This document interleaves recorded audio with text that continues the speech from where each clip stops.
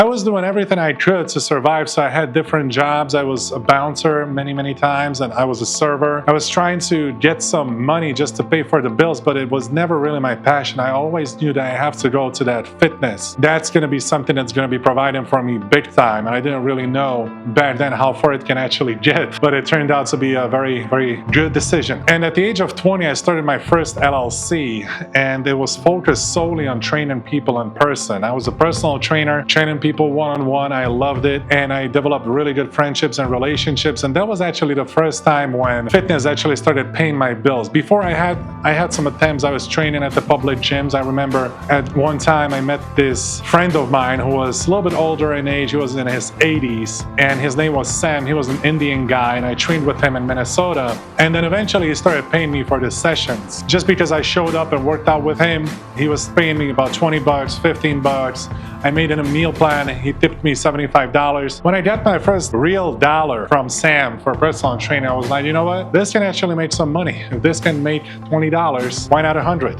And if it can make 100, it sure can make about $10,000. And from 10,000, you start dreaming about millions.